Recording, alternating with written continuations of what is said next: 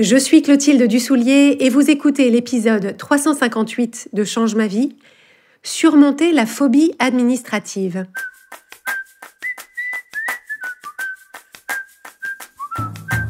Bienvenue sur Change ma vie, outils pour l'esprit. Je suis Clotilde Dussoulier, je suis entrepreneur et master coach certifié et sur ce podcast, je vous livre chaque semaine des outils précis et concrets pour comprendre les mécanismes de votre cerveau et de vos émotions et construire exactement la vie à laquelle vous aspirez. Cette semaine, on va parler d'un sujet qui concerne beaucoup de personnes parmi vous, et c'est la grande difficulté qu'on peut ressentir à l'idée de s'occuper de ses papiers et de ses démarches administratives. Cette grande difficulté peut conduire à une forme de procrastination qu'on peut qualifier de procrastination administrative. C'est quand on a tendance à repousser à plus tard ou perpétuellement les démarches administratives et juridiques alors qu'on aurait pourtant besoin de s'en occuper sans attendre. Ce sont tous ces contrats à relire, ces papiers à remplir, ces déclarations qu'on laisse traîner. Et malheureusement, cette tendance peut nous coûter très cher dans notre vie personnelle comme professionnelle et a fortiori pour les personnes qui sont à leur compte ou qui dirigent une entreprise. Ne pas s'occuper de nos démarches administratives peut nous faire perdre beaucoup d'argent parce qu'on n'a pas rempli sa déclaration d'impôt à temps, parce qu'on n'a pas bien relu un contrat ou parce qu'on ne fait pas la démarche qui nous permettrait de percevoir une aide ou un remboursement. Mais ça nous coûte aussi beaucoup en charge mentale et en rumination à cause de toutes les pensées qu'on entretient au quotidien en mode « Oh là là, je me suis toujours pas occupé de ce truc, il faut vraiment que je le fasse, ça me saoule, toute cette paperasse, j'y comprends rien, je vais rien y comprendre, ça va durer des heures, etc. » C'est pour vous aider à surmonter ces difficultés que je vous propose de découvrir l'échange que j'ai eu avec Estelle B pour son podcast Law Her. Donc Law Her, ça s'écrit law comme la loi en anglais, L-A-W, apostrophe Her, H-E-R. Parce que Estelle B est avocate en droit des affaires et elle conseille les entrepreneurs depuis la création jusqu'à la transmission de leur entreprise. Donc Estelle est passionnée notamment par l'entrepreneuriat féminin et elle lutte contre les inégalités économiques qui touchent particulièrement les femmes et particulièrement dans leur démarche entrepreneuriale. J'ai eu un grand plaisir à m'entretenir avec Estelle dans cet échange qui nous a permis d'explorer ce sujet d'une façon très concrète et je crois que ça va vous être très utile aussi si vous êtes concerné. Donc place maintenant à votre épisode. Bonjour Clotilde. Bonjour Estelle, merci de me recevoir. Comment est-ce que tu vas aujourd'hui ? Écoute, en pleine forme. Figure-toi que moi, je suis extrêmement ravie et heureuse de te retrouver sur mon podcast. Alors, figure-toi que je suis même légèrement intimidée parce que tu fais partie des premiers podcasts que j'ai écoutés quand j'ai découvert le monde du podcasting. Et donc, je fais partie des 40 millions d'écoutes parce que Change ma vie, c'est ça aujourd'hui, non ? Oui, c'est ça. On a passé les 40 millions d'écoutes et on est très fiers et surtout, moi, à titre personnel, très honorée, en fait, parce que c'est une vraie marque de confiance quand tu confies tes oreilles et ton cerveau pendant 15, 20, 30 minutes à quelqu'un chaque semaine. C'est une relation qui compte beaucoup à mes yeux. Ouais, donc c'est pour ça que déjà bravo parce que tout le monde peut pas faire ça déjà. Et puis surtout moi je pensais pas te recevoir aujourd'hui sur le podcast et du coup je me demande est-ce qu'on a besoin quand même de te présenter c'est quoi aujourd'hui en réalité Change ma vie. Est-ce que tu peux nous dire qu'est-ce qui est devenu Change ma vie parce que ça fait un petit moment que tu l'as ce podcast. Oui, alors Change ma vie, c'est d'abord et avant tout une entreprise de coaching que je dirige et donc on propose du coaching aux personnes qui ont envie de retrouver leur place dans leur vie, voilà, de retrouver leur place dans leur quotidien, leur place dans leur vie professionnelle et familiale quand elles ont un petit peu perdu ça.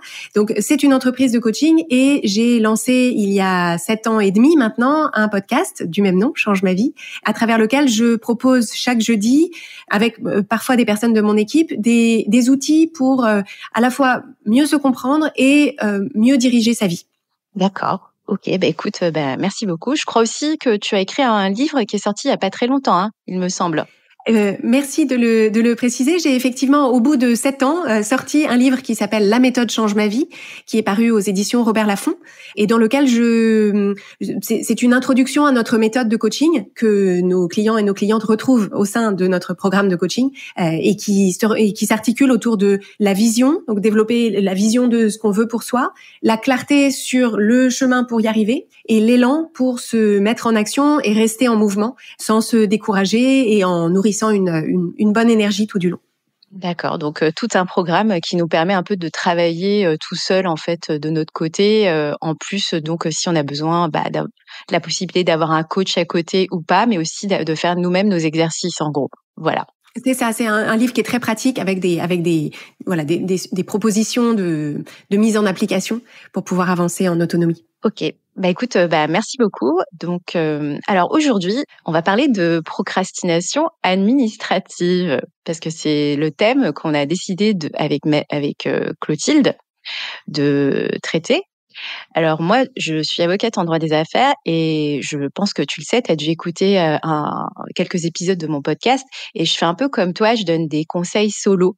En fait, moi, c'est un média qui va me permettre de me faire connaître, mais c'est aussi en fait un média qui va me permettre de rendre accessible le droit pour permettre en fait une anticipation des sujets avec un but bien précis, donc d'aider justement les femmes à mieux se protéger et surtout pour qu'elles puissent s'approprier les outils juridiques pour gagner plus d'argent. Donc ça, c'est un peu le fil conducteur de mon podcast. Quand on parle de juridique, en fait, tout le monde voit la question de la complexité des règles, mais en fait, moi, je pense que la réalité, ce qui fait en fait la force du juridique, c'est que c'est du savoir, c'est de l'expertise qui permet, tu sais, une certaine anticipation. Et en fait, moi, ce que je constate souvent lorsque je reçois des clientes au cabinet pour, tu vois, des questions de consultation, notamment pour choisir leur statut, en fait, il y a un vrai sujet, tu sais, d'anticipation. Tu sais, c'est comme le fait de devoir anticiper parce qu'il y a un passage en société qui doit se faire. Et en gros, quelquefois, elles se retrouvent perdantes parce que elles vont devoir payer plus d'impôts alors que si elles avaient prévu de le faire un peu plus tôt, tu sais, quelquefois en plus, ça se joue vraiment à quelques mois près. En fait, elles vont être extrêmement perdantes d'un point de vue financier et c'est surtout parce que comme tu es coach de vie, en fait, il y a même d'un point de vue personnel, c'est assez dur à vivre. Tu sais, elles sont en mode surchauffe parce que c'est pas des opérations juridiques que tu vas faire tout le temps. Mais comme il y a en plus le quotidien qui va s'accumuler, en fait, elles sont vraiment pas bien à titre personnel, elles sont en mode panique. Donc, est-ce que toi, tu peux m'expliquer en tant que coach, comment toi, tu analyses cette question de procrastination, justement, et on va aussi, pour les auditrices, donner des outils pour qu'elles puissent justement passer outre cette question de procrastination. Oui, ce qui me paraît important à poser dès le début sur cette conversation, c'est en fait de bien comprendre le fonctionnement de l'être humain dans sa dimension où en fait face à toute situation, il y a une partie de la situation qui est très factuelle. Donc quand on parle du droit, il y a des textes de loi, il y a une jurisprudence, il y a les conseils que donne notre conseil, etc. Il y a de l'argent sur un compte en banque. Enfin voilà, ça ce sont tous les faits qui sont objectifs, qui sont neutres. C'est juste c'est les maths de la situation d'une certaine façon. Mais nous, en tant qu'être humain, face à ça, on a notre cerveau qui nous raconte une histoire. Alors quand je dis nous raconte une histoire, c'est pas nous raconte des bobards, mais en fait tisse une sorte de narration autour de cette situation. Et c'est en fonction de cette narration-là que je vais ressentir certaines émotions. Et donc en fait, c'est vraiment important à bien comprendre, c'est que dans la situation que tu donnes en exemple, qui est, je vais voir mon avocate qui me dit en fait, le statut que tu as choisi, tu es perdante. Ça, en fait, c'est juste factuel. On peut faire un tableau, un tableau de chiffres et le montrer. Mais si l'histoire que me propose mon cerveau, c'est t'es vraiment une quiche, t'as perdu énormément d'argent, tu aurais dû savoir, les autres savent, et que tout en moi, en fait, est occupé à me juger et avoir envie de réécrire l'histoire. Les émotions que je vais ressentir, ça va être du regret, de la récrimination, de la honte, du découragement, etc. Et en fait, je vais associer ce sujet juridique qui pourrait être parfaitement objectif et bon c'est du business, c'est le droit, c'est comme ça, je vais associer ça à toutes les émotions pénibles que je ressens et c'est de ce fait que dans d'autres situations, donc par exemple si mon conseil m'a dit il faut changer de statut juridique, c'est vrai que c'est dommage, tu es perdante, mais à l'avenir ce sera ça le mieux. En fait, si à chaque fois que je m'y replonge, j'ai à nouveau tout ce discours intérieur qui crée à nouveau ma honte, mon regret, mon découragement, ma comparaison, etc. Et ben en fait, à chaque fois que je rouvre le dossier, c'est tellement pénible parce que je ne sais pas réguler ces émotions que je vais refermer le dossier et je vais peut-être rester encore plus longtemps dans ce statut qui n'est pas qui n'est pas en ma faveur. Et donc c'est vraiment cette idée de procrastination, il faut bien identifier le ressort émotionnel qui est en fait je fuis une action parce que j'associe à cette action des émotions que j'ai pas envie de ressentir. Et donc, je préfère faire autre chose. Soit travailler, soit regarder mes réseaux sociaux, soit ouvrir un paquet de gâteaux. Voilà, je vais fuir, non pas la situation en réalité, mais les émotions que je ressens quand je m'attelle à cette action ou cette situation. D'accord. Alors, si je comprends bien, c'est parce que en fait, dans ton cerveau, ce qui se passe, c'est que quand on parle du juridique, on associe ça en fait à des émotions négatives. Et en fait, le cerveau, il aime pas du tout ça. Donc, c'est ce que tu expliques. Ce qui fait que, en fait, c'est un espèce de cercle vicieux au final. Parce que si la première fois, par exemple, parce que tu vois, la question du changement de statut, elle apparaît pas tout le temps. C'est vraiment de manière assez ponctuelle. Mais si ta première expérience est mauvaise, donc si je comprends bien en fait ce que tu m'expliques, c'est que si ta première expérience est mauvaise, dans ce cas-là, et que du coup dans ton cerveau il y a des émotions négatives qui y sont associées, exemple tu vas chez l'avocat et que tu ne comprends rien parce que l'avocat n'est pas pédagogue, il t'infantilise, parce qu'il y a aussi ce problème qui est réel, c'est que tu as énormément d'avocats qui vont avoir cette position donc d'expert et qui va pas avoir un discours bienveillant, qui va pas prendre le temps d'expliquer et qui va balayer d'un revers de main, on va dire, tous ces questionnements. Parce que moi, j'en ai aussi beaucoup des clientes qui sont venues me voir en m'expliquant, bon, j'ai vu tel avocat et en fait, je n'ai rien compris. Donc, moi, ça me choque beaucoup parce que tu sais, forcément, le client vient nous voir, il paye. Donc, c'est quand même à minima, l'explication doit être là au final. Et surtout, même d'un point de vue humain, ce que je trouve perturbant, c'est que je ne veux pas que mon client, en partant du cabinet, soit empreint donc d'émotions négatives dont tu as parlé tout à l'heure. Donc, il y a un vrai sujet. Donc, c'est-à-dire que donc ta première expérience chez l'avocat, par exemple, elle est fondamentale, si je comprends bien.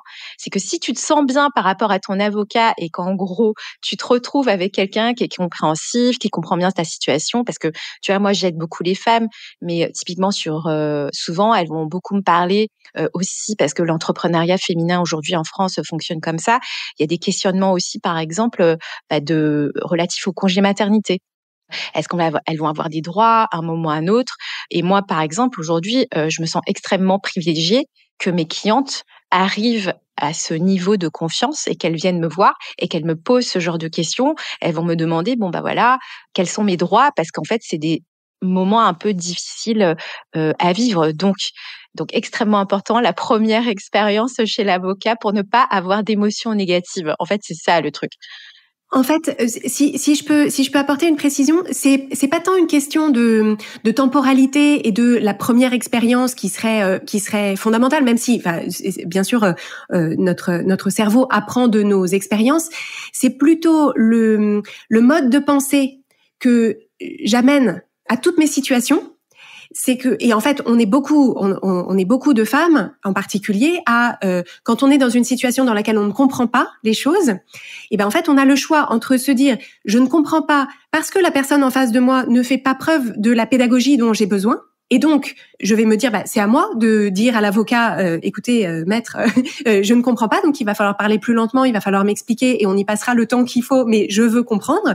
Versus, c'est moi le problème, c'est moi qui suis bête, c'est moi qui ai mal préparé le rendez-vous. Et donc, c'est en fait cette idée de se dire, face à toute situation, j'ai des pensées par défaut que me propose mon cerveau. Mon cerveau, par défaut, a un mode d'histoire qu'il me raconte, qui soit me met aux commandes de la situation en me disant, je paye un professionnel et donc je suis venue chercher des réponses et donc je ne partirai pas sans avoir des réponses claires. Donc ça, c'est un mode de narration intérieure.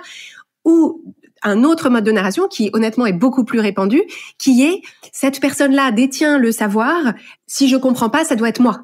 Et donc, ça nous amène plutôt vers la honte, l'autoflagellation, etc. Et donc, en fait, là où je trouve ça important, c'est de vraiment dire aux personnes, si vous vous rendez compte que face à tout expert, vous avez tendance, quand c'est compliqué ou quand c'est intimidant, etc., à vous dire c'est moi le problème, c'est ça qu'il faut changer. Et c'est possible, en fait. On peut recabler ces modes de pensée pour que dans toute situation, et honnêtement, quand on est entrepreneur, c'est absolument impératif, pour que dans toute situation, on puisse être en fait d'abord notre propre avocate en se disant, je vais défendre mes intérêts, je vais faire avec les ressources que j'ai, je ne sais pas tout et je ne suis pas la personne la plus intelligente de la Terre, mais j'ai besoin de savoir ça, j'ai besoin de résoudre ce problème, et donc je vais poser toutes les questions dont j'ai besoin et je n'aurai pas honte. Parce qu'en fait, si j'ai honte, j'ai tendance à me taire et à me cacher. Et ça aide pas quand on est chez son avocat.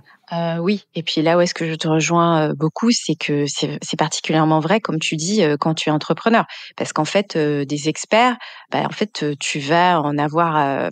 en fait, tu as affaire uniquement à des experts. Entre ton expert comptable, ton avocat, même tes prestataires, tu sais, qui vont t'aider, je sais pas moi, tu développes un site ou j'en sais rien. En fait, tout ça, c'est des experts. Donc, en fait, il y a un vrai sujet de posture, de ma compréhension, sur laquelle, en fait, il faut travailler quand on est entrepreneur. C'est ça ma compréhension, hein. Exactement. Parce qu'en fait, dans toutes ces relations, en fait, c'est la question à se poser, c'est quelle est la dynamique de pouvoir ou le rapport de force que je lis dans cette situation. Et en fait, du conditionnement social que reçoivent les femmes d'une façon générale, il y en a beaucoup qui, en première intention, se mettent en position basse et ont l'impression que il faut pas déranger, qu'il faut pas trop en demander, qu'il faut être arrangeante, qu'il faut arrondir les angles, etc. Et ça, c'est super dans certaines circonstances, mais en tant qu'entrepreneur, sans écraser les autres, il va falloir évidemment défendre notre position, défendre nos intérêts. Et ça veut pas dire créer un rapport de force dans lequel on essaye de prendre la position dominante, mais c'est remarquer tous les endroits où on essaye de se faire petite, où on essaye d'être trop arrangeante, au point de finalement se tirer une balle dans le pied. Oui, parce que si en gros tu n'exprimes pas au final, par exemple, tes propres besoins, en fait, au final, même nous en tant qu'experts, hein, on a du mal pour le coup à en fait bien faire notre travail. Enfin, moi, je le constate parce que quelquefois, du coup, c'est pas tant l'expert ou moi en tant qu'avocate qui va mal conseiller, c'est juste que, alors ça, c'est un peu pour la petite histoire. Souvent, nous, on en discute entre confrères et consoeurs, c'est qu'on se rend compte que quelquefois, le client ou la cliente, moi en l'occurrence, va pas concrètement nous expliquer sa réelle volonté. Tu sais, c'est son vrai besoin, quelles sont ses peurs, comment elle se sent vis-à-vis de la situation. Et en fait, nous, on pourrait très bien, je pense, donner des conseils un peu différents et avoir nous-mêmes, en fait, en tant qu'experts, une posture totalement différente qui va faire en sorte que notre conseil sera mieux perçu, en fait, au final. Voire même, en fait, sur certaines solutions juridiques, hein, aussi, hein, quelquefois, parce qu'on a beaucoup parlé de la question du statut. Moi, je me rends compte quelquefois, par exemple, que certaines femmes ont peur parce qu'en fait, ça va leur faire peur de passer en société ou ce genre de choses. Et en fait, il y a des solutions juridiques. Moi, ce que je leur dis, en fait, on va peut-être faire les choses un peu au fur et à mesure. On n'est pas obligé de passer sur la grande marche tout de suite. On peut faire une étape un peu intermédiaire. Et là, je trouve que quelquefois, chez les femmes, il y a besoin un peu de ça. Parce qu'en fait, moi, j'ai l'impression que souvent, elles vont avoir un peu, quelquefois, bon, je généralise, hein, mais chez certaines de mes clientes, elles vont se sentir peut-être pas en capacité de comprendre, ou bien elles vont avoir peur de mal faire. Et puis, il y a aussi la peur de l'inconnu. Eh ben, tiens, voilà, j'ai une question parce que c'est la transition. Est-ce que, selon toi, sur cette question de procrastination administrative, donc tout ce qui a trait au juridique, c'est parce que tu procrastines parce que tu as peur de l'inconnu? Tu l'expliques comme ça. Est-ce que aussi c'est parce que tu as peur de mal faire? Alors, ça peut être l'un ou l'autre et l'un et l'autre. Ce que je veux inviter les personnes qui nous écoutent à considérer, c'est que à chaque fois que je procrastine sur, alors en particulier une démarche administrative ou une tâche administrative, l'enjeu c'est de se dire c'est parce que j'ai l'impression qu'en allant au-devant de cette tâche ou au-devant de cette démarche, il va y avoir un inconfort émotionnel. Et souvent, ce qui est le plus saillant, c'est une peur d'une façon ou d'une autre. Donc, tu as tout à fait, tu mets le doigt évidemment sur, c'est la peur de mal faire, la peur de pas comprendre, la peur d'avoir pris une mauvaise décision et de s'en vouloir après, la peur de ne pas avoir anticipé quelque chose et de se taper dessus après, d'avoir été idiote ou de ne pas avoir su. Et donc, ce que je trouve très intéressant, c'est d'utiliser en fait cette procrastination administrative. Donc, on peut faire. Donc, nous en coaching, on propose ce type d'exploration.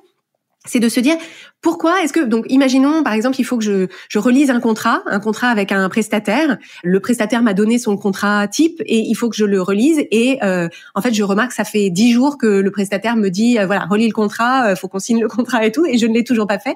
Et donc en fait l'idée c'est de se dire ok, par écrit, pourquoi est-ce que je ne fais pas ce truc? Qu'est-ce qui me bloque? Qu'est-ce qui me gêne? Si je m'imagine en train de relire le contrat, qu'est-ce que je pense qui va se présenter pour moi? Et en fait, il y a souvent la peur de ressentir une confusion qu'on ne saura pas démêler.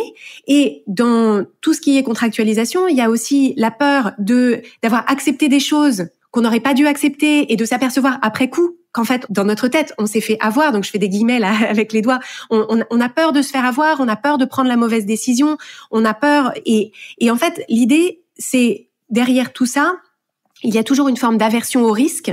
Et là aussi, on rentre dans une différence qui est globalement genrée. Donc, je te rejoins, on fait des généralisations sur le conditionnement social. Mais d'une façon générale, on apprend aux petits garçons et aux jeunes hommes qui sont capables de prendre des risques et de se casser la figure et de repartir après et d'en ressortir encore plus glorieux. Là où on dit plutôt aux petites filles et aux jeunes filles, attention, ne prends pas trop de risques. Si t'es pas sûr, n'y va pas.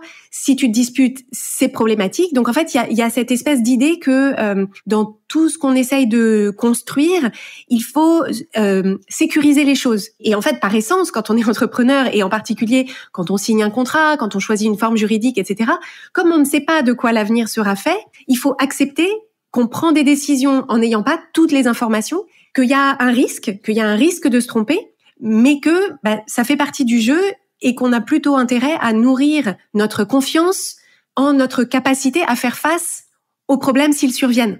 Parce qu'il n'y a pas de risque zéro en entrepreneuriat, il n'y a pas de risque zéro dans la vie en général.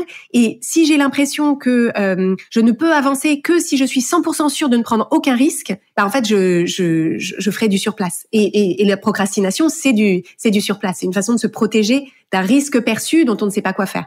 Oui, je comprends. Oui, parce que, et là, moi aussi, effectivement, je te rejoins, hein, c'est parce que, alors, c'est l'essence même, en fait, tu sais, de mon métier. Et en fait, aider les entrepreneurs à prendre des décisions. Et c'est vrai que, tu sais, la question de se tromper, quelquefois, j'ai le sentiment, quand moi je reçois mes clients, il y a aussi une question, tu sais, de contrôle. Tu sais, le fait d'être à 100% sûr, un peu comme quand tu fais des maths, tu sais, est-ce que c'est blanc ou noir, 2 plus 2 égale 4, mais sauf que en tant qu'entrepreneur, c'est jamais comme ça. Tu vois, tu sais pas trop parce que de manière très simple, hein, tout d'un coup, tu vas avoir un gros contrat qui va arriver et en fait, tu peux te mettre la pression. Tu sais pas si le client va être bien ou pas. Est-ce que ça va bien se passer ou pas. Tu vois, enfin, il y a tellement d'inconnus. Est-ce que on est moins armé du coup? En fait, en tant que femme, pour faire face à tout ça, parce que tu sais, tu as parlé de conditionnement. Est-ce que aussi les femmes procrastinent plus, tu sais, sur ces questions juridiques, voilà, est-ce qu'on est moins armé? Alors sur la prévalence de la procrastination, je n'ai pas d'éléments Ouais. voilà de stats là-dessus. Alors je sais que les hommes procrastinent aussi. En fait, ce qui me paraît être cette différence fondamentale, c'est la confiance qu'on se fait ou pas pour faire face aux difficultés futures. Et où en fait, je reviens à ce que j'évoquais, c'est que si j'ai grandi avec l'idée que la vie comporte une part d'incertitude et de risque, mais que c'est le jeu auquel je joue et que de toute façon je retomberai toujours sur mes pattes, que ça ira, que je m'en sortirai toujours, eh bien j'ai un rapport au risque qui est où je me sens beaucoup plus forte et beaucoup plus équipée pour aller au-devant de ce risque que si je me vis comme n'étant pas équipée, pas armée et que j'ai peur que un conflit, une procédure, qu'une erreur puisse me mettre au tapis et que je me relève jamais. On comprend que si on pense qu'on ne sera pas à la hauteur des défis futurs, et ben en fait on n'a pas du tout envie d'y aller. On a hyper peur et on essaye de privilégier la sécurité envers et contre tout. Et en fait, il y a des situations, notamment dans des décisions de statut juridique, où on peut pas assurer on peut pas faire une décision qui soit à 100% juste, courue d'avance. Il y a très peu de situations en entrepreneuriat où je suis 100% sûre de prendre la bonne. Bah, surtout parce qu'en fait, il y a les choses qui changent. Enfin, ça s'appelle juste, tu vois, ton business qui va grandir, ou je sais pas, il y a la vie aussi qui va arriver parce que, tout d'un coup, tu vas tomber enceinte et c'est sans doute une année où tu vas faire moins de chiffre d'affaires. Il y a aussi tout ça, tu sais, qui doit être en fait, pris en compte parce que moi, voilà, on a beaucoup parlé de la question du statut. C'est vrai que beaucoup vont me dire: «Mais en fait, j'ai vu telle ou telle personne qui m'a dit ça, mais en fait, bah, aujourd'hui, c'est plus ça». Mais en fait, souvent ce qu'elles oublient, c'est qu'entre-temps, il y a des éléments extérieurs qui ont changé un peu la donne. Autre question, donc, qu'est-ce qui se passe en fait, pour soi quand on procrastine, trop? Tu vois, est-ce qu'il y a des sujets de fatigue, d'épuisement? Tu vois, là, c'est pas forcément une partie, juridique, financière, parce qu'on a bien compris, si tu choisis mal ton statut ou bien tu n'anticipes pas, potentiellement, tu peux être perdante financièrement parlant. Mais qu'est-ce que ça nous fait, en fait, quand on procrastine, pardon, trop en tant que personne?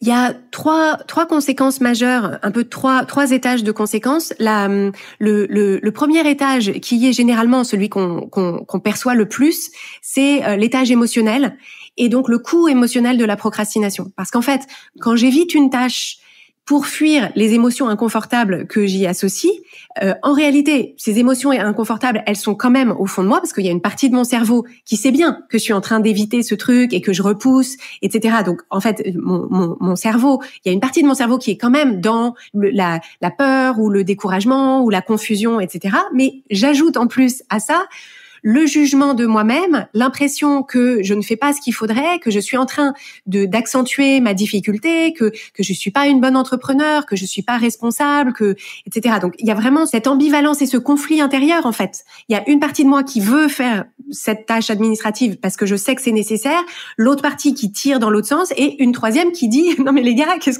que vous faites et il faudrait qu'on avance. Donc ça déjà ça a un coût émotionnel important et en fait ça crée une fatigue émotionnelle qui peut se manifester sous forme de stress, sous forme d'irritabilité, sous forme de on a cette espèce de voile un peu grisâtre où on se sent pas aligné dans ce qu'on fait parce qu'on sait bien qu'il y a ce truc qu'on évite et qu'on a mis sous le tapis. Donc ça c'est la première chose.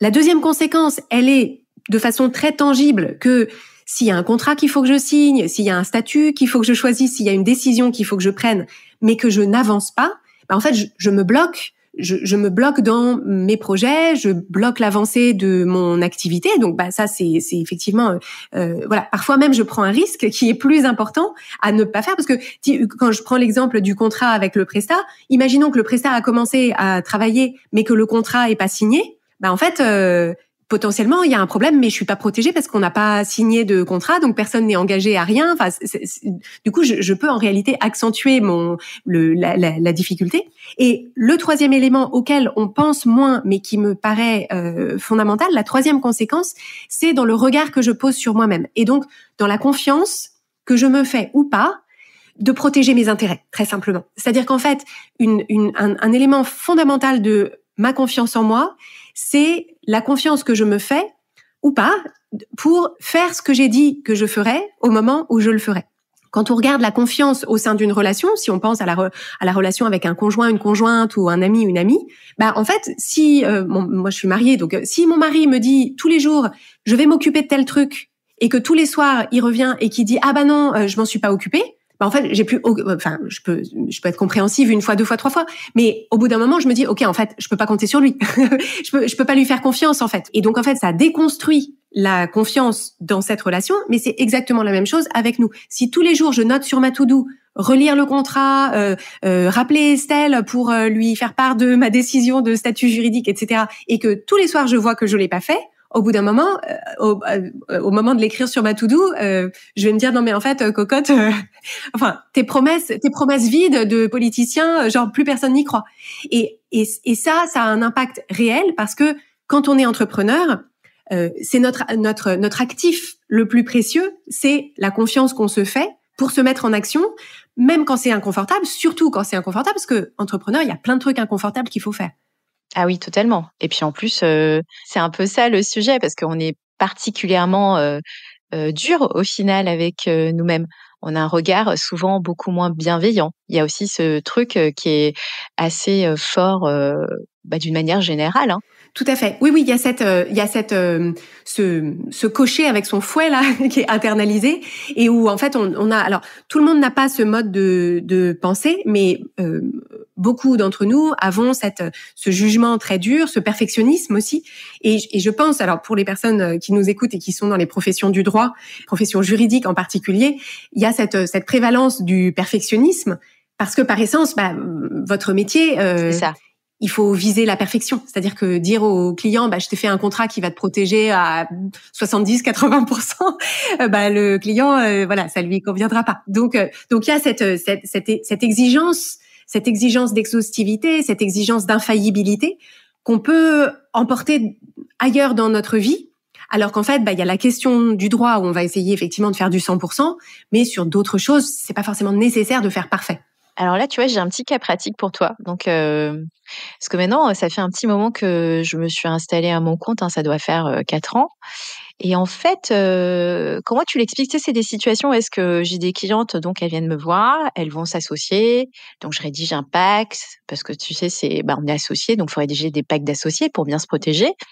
Et au final, je me rends compte au bout de quelques mois, parce qu'on va se donner des nouvelles, en fait, elles signent pas le document. Tu vois?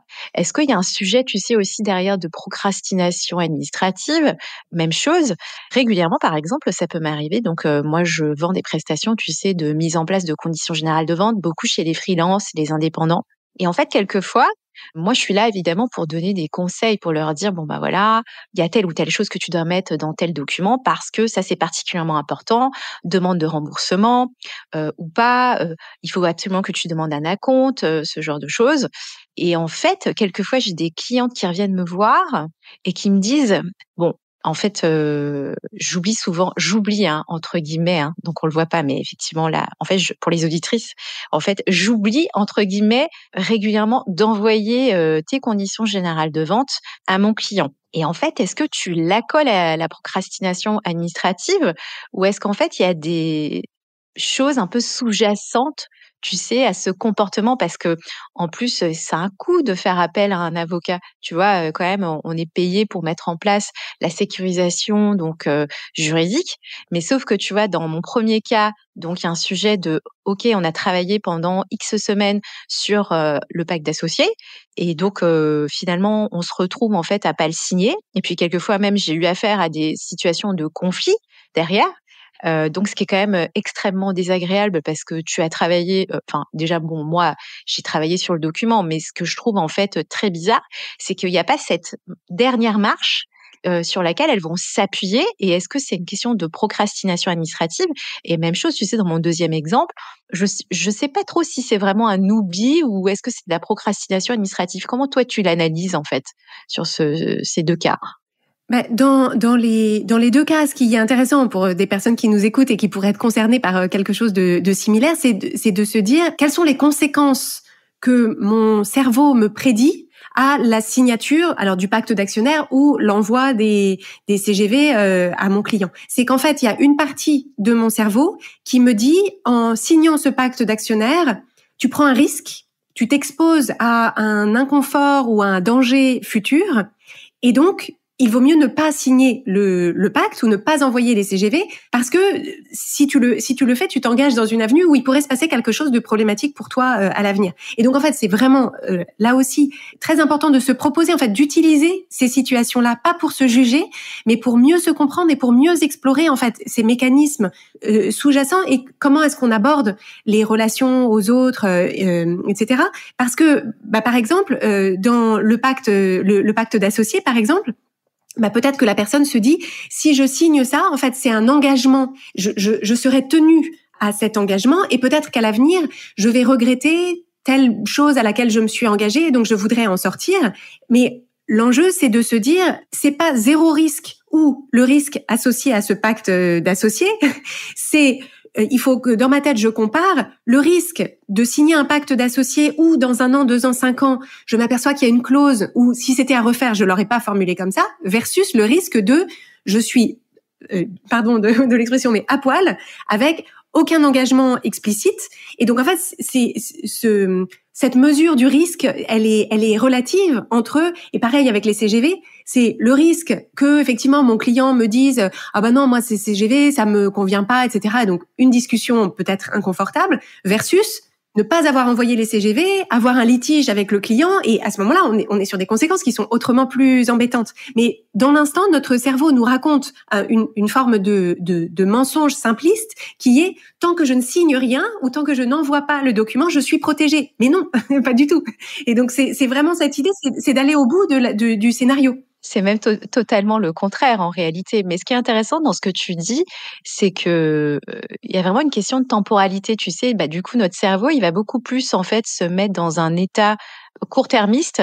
Parce que, en gros, effectivement, peut-être que rediscuter avec son associé de telle ou telle clause, de le revoir une dernière fois et de se dire bon en fait en réalité, voilà, non, mais en fait ça va pas nous arriver, tu vois. En fait, éviter toutes les émotions, on va dire un peu négatives.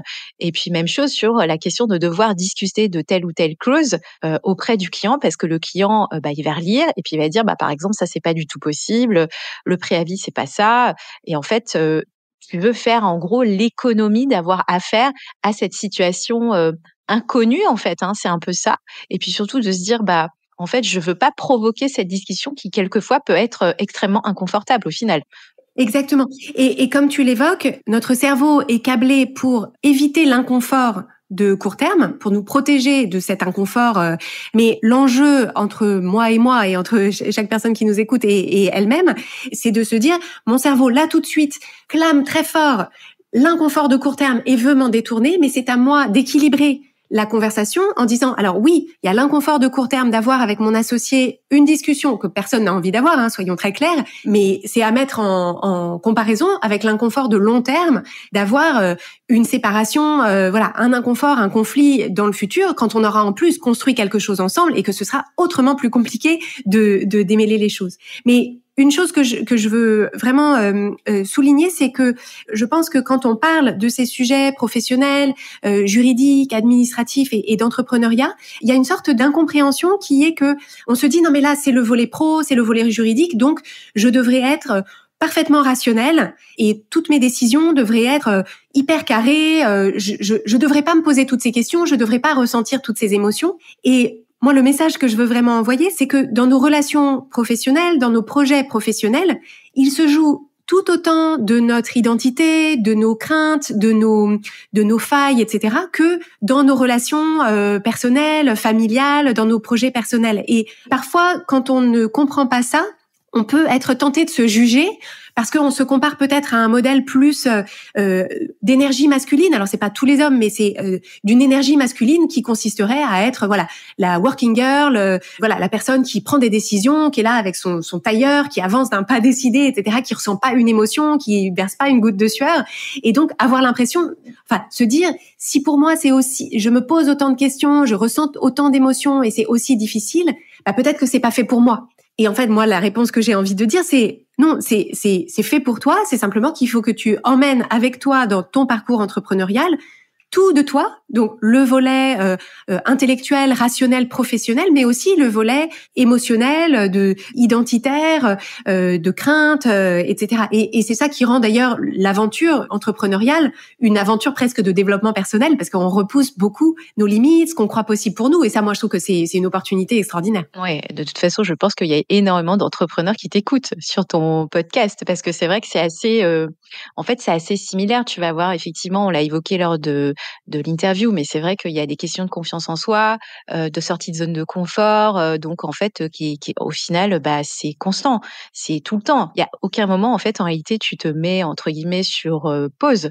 Alors sur cette question, donc pour surmonter cette procrastination administrative, donc tu nous as donné quelques conseils, donc c'est-à-dire d'avoir travaillé sur soi-même, poser peut-être sur papier donc pourquoi donc on procrastine face à telle ou telle tâche. Et est-ce que tu as d'autres méthodologies, en fait, d'autres tips en fait à nous donner en fait pour pouvoir surmonter justement cette procrastination? Oui, donc comme on l'a dit, la première étape, c'est de clarifier pour soi-même quelle est ma crainte, qu'est-ce que je cherche à éviter en évitant cette tâche. Et ensuite, ce qu'il faut développer, c'est la capacité à la fois à accueillir les émotions, c'est-à-dire se dire, je peux ressentir de la confusion, je peux ressentir de la peur, je peux ressentir du découragement et autoriser ces émotions à être là et agir quand même. Parce qu'en fait, souvent, ce qu'on nous a appris à faire, c'est soit à fuir ces émotions, donc je ne fais rien, soit à passer en force en me bouchant les oreilles et en me disant non, je n'ai pas le droit de ressentir ni confusion, ni découragement, ni peur. Et ça ajoute encore plus à notre fatigue émotionnelle parce qu'on est en résistance à nos émotions. Et donc l'enjeu, c'est d'apprendre en fait à s'accompagner comme on pourrait pour les personnes parmi nous qui avons des enfants ou qui avons cette relation d'accompagnement avec des personnes autour, qui consiste à les prendre par la main et à dire oui, je sais que c'est difficile, je sais que t'as pas envie, mais le jeu en vaut la chandelle. Et tu vas voir que plus tu le fais, plus ce sera facile. Et s'il y a quelque chose que tu comprends pas, eh ben on notera sur un coin, sur un coin de feuille ce qu'on comprend pas, et puis on rappellera Estelle et on lui posera la question. Donc en fait, c'est l'idée de rester dans sa propre équipe, en espèce de binôme avec soi-même, en se parlant gentiment et en se disant t'es en train de faire quelque chose qui est pas facile pour toi. Donc je vois que c'est pas facile, mais bravo de t'accrocher.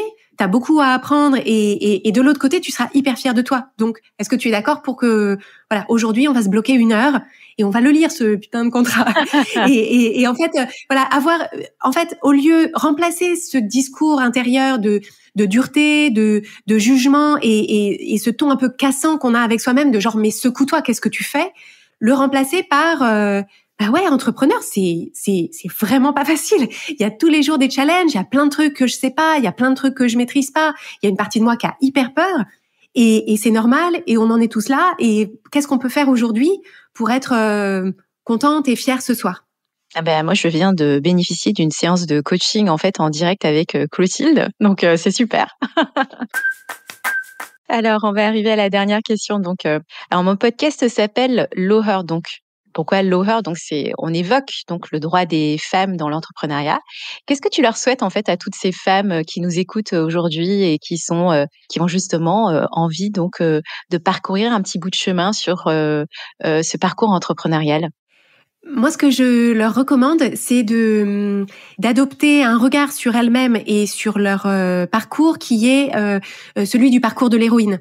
C'est en fait de se raconter leurs accomplissements passés, mais aussi leurs échecs passés, leurs accomplissements courants et leurs échecs courants, en se disant si je suis l'héroïne de cette aventure-là, bah, qu'est-ce qui se joue pour mon héroïne à ce moment-là? Qu'est-ce qui est difficile pour elle? Qu'est-ce qui est attachant? Quelles sont les ressources insoupçonnées dont elle pourrait bénéficier? Quels sont les guides autour d'elle à qui elle peut faire appel? Et en fait, cette prise de hauteur par rapport au challenge qu'on rencontre, bah, c'est très utile parce que en fait, quand on est au cinéma, quand un film est bien fait et qu'on raconte le parcours d'un héros ou d'une héroïne, on se dit pas mais quelle quiche.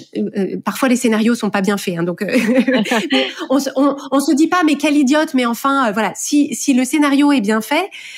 Bah, en fait, on comprend que l'héroïne, elle ait pu prendre la mauvaise décision, prendre rendez-vous avec la mauvaise personne, fait confiance à la mauvaise personne et tout. On la comprend, on veut le mieux pour elle et voilà, tout dans notre cœur, dans notre corps est tendu pour lui souhaiter le meilleur. Et ça, poser ce regard-là sur son propre parcours, cet œil à la fois bienveillant mais croire en sa quête en fait. Qu'est-ce que je cherche? Pourquoi est-ce que j'ai envie de créer mon activité, de la développer? Je suis à la poursuite de quoi? En fait, ça ajoute une profondeur à ce qu'on peut rencontrer au quotidien et ça permet vraiment de nourrir cette énergie de quand c'est pas facile, se dire oui c'est pas facile, mais en même temps une héroïne pour qui tout est facile, personne ne regarde, voilà, pas du tout intéressant. Le parcours d'une héroïne, tout lui réussit, c'est le beau fixe tout le temps, pas du tout intéressant. Ouais. Donc voilà, ce serait ça mon invitation, c'est voilà à reprendre le rôle de l'héroïne. Bah, écoute, merci beaucoup Clotilde. Je remercie Estelle d'avoir accepté qu'on diffuse notre conversation et je vous renvoie aux notes de l'épisode sur le site de Change ma vie pour suivre son actualité. Comme exercice d'application cette semaine, je vous propose très simplement de prendre quelques minutes pour réfléchir à l'une de ces tâches administratives que vous repoussez en ce moment. Qu'est-ce que cet épisode vous permet de comprendre de ce qui se joue pour vous autour de cette tâche? Et surtout, quel premier pas pourriez-vous faire dès aujourd'hui pour avancer dans sa résolution?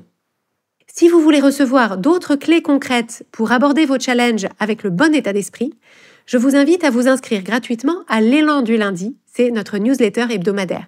Donc chaque lundi matin, vous recevrez dans votre boîte mail un message inspirant pour démarrer la semaine avec élan.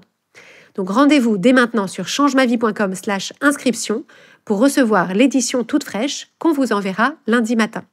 Merci d'avoir écouté Change ma vie et à jeudi prochain.